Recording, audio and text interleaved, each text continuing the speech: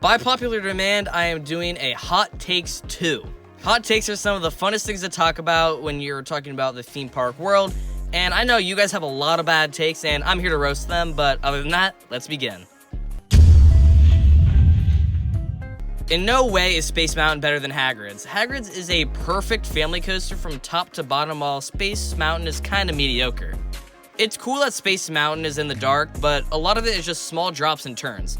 Also, don't forget it's 50 years old and an arrow. Hagrids is a modern classic with every ride element you could think of. It has 7 launches, a drop track, and elite theming. Hagrids is much more of a complete ride, being super diverse and insanely smooth. And the theming is elite for a roller coaster, being elite from start to finish. The Q-line theming is some of the best theming in the world and is much better compared to Space Mountain, and the on-ride theming is still really good. It's also much more thrilling than Space Mountain, so Hagrids wipes Space Mountain easily. Magnum is in the top 5. Wait, who are you? Also, this take is trash. What do you mean? Magnum is a great ride, and let me explain. While most people think Magnum is a piece of junk that's just thrown in the middle of the park, I disagree. Even though I used to hate this ride, the more I rode it, I started to appreciate this coaster more.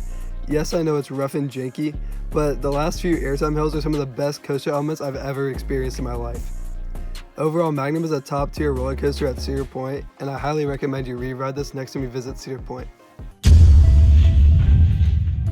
I would probably lean towards it not being overrated. The reason is because people don't even really hype this ride up. Even though it has an insanely long line most of the time, it's not really because it's popular, it's because the capacity sucks.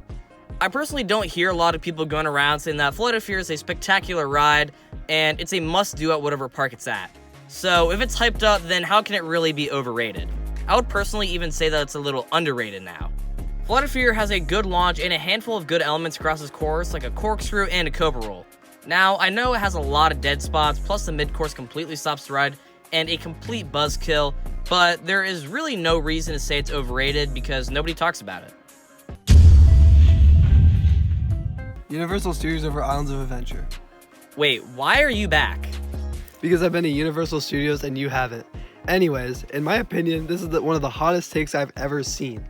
I personally think Islands of Adventure is a much better theme park since Universal Studios only has dark rides, which really shouldn't even count as rides anyways. These rides are rinse and repeat, but there are also some very good rides in the park, being Mummy and Escape from Gringotts, which I think are must-dos at this park. Compare this to Islands of Adventure, where you could argue there isn't one bad ride in the park. They also have world-class rides, being Velocicoaster and Hagrids. Overall, Islands of Adventure is a much better park, hands down. Now I'll give you guys back to Coaster Flicks. I haven't been on Iron Gwazi, so I can't say with 100% certainty, but I would have to agree.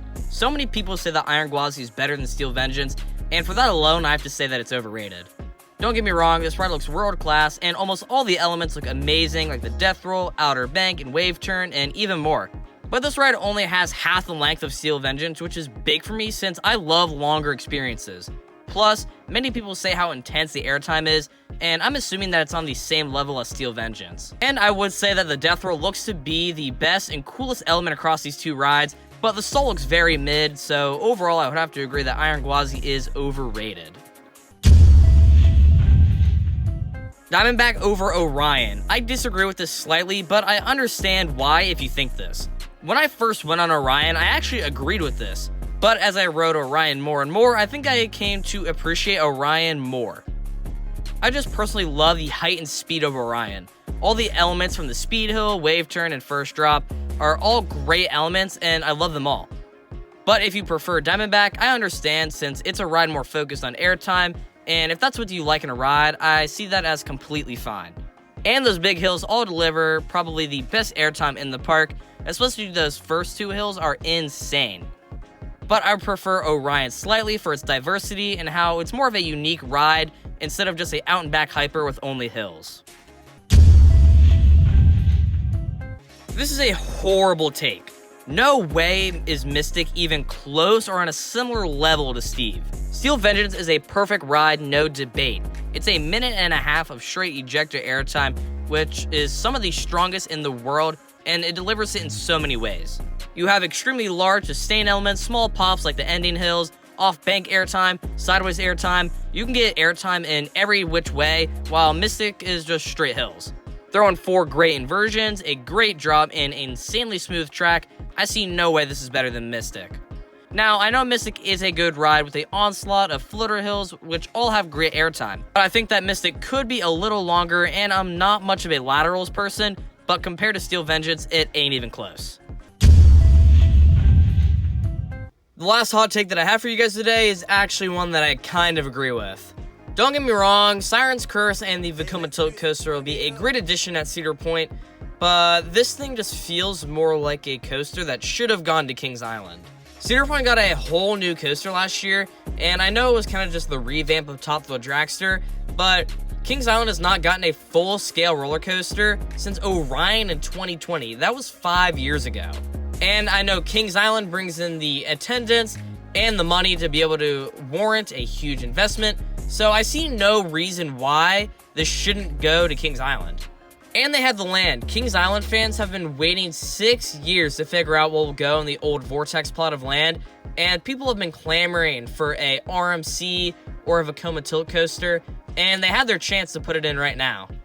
Now, hopefully this means that Kings Island would get a bigger investment next year, but this does feel like a Kings Island coaster, and it would have made more sense to go to Kings Island compared to Cedar Point.